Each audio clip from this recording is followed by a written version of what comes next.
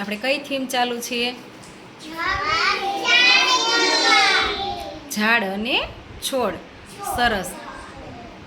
તો આજે છે ને આપણે ઝાડ અને છોડના ફરક વિશે સમજવાનું છે હો, કે ઝાડ કોને કહેવાય, છોડ કોને કહેવાય. હું તમને પૂછીશ, તમને આવડતું હોય ને તો નામ આપવાનું હો, નકર હું તમને કહીશ. પહેલાં આપણે છે ને ઝાડના નામ બોલવાના છે બધાને. ઝાડ કોને કહેવાય?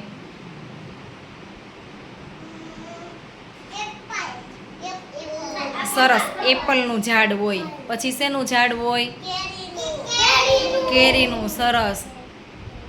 એને ઝાડ કહેવાય.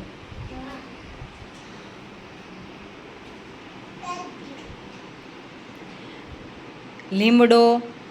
બોલો બધાય. પછી પીપળો, વડલો, એને બધાને ઝાડ કહેવાય. શું કહેવાય? સરસ. હવે આપણે છોડના નામ બોલવાના છે હો. તો હા, નાના નાના હોય ને એને છોડ કહેવાય. તો આવડે છે કોઈને છોડના નામ બોલતા?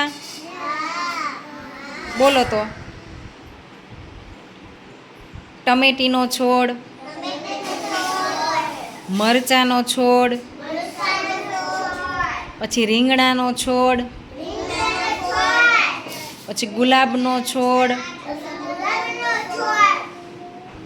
ટમેટાનો છોડ. સરસ. એ બધાને છોડ કહેવાય. શું કહેવાય? સરસ. તો તમને બધાને સમજાઈ ગયું ને કે કોને ઝાડ કહેવાય, કોને છોડવા કહેવાય નાના નાના? સરસ. Very good.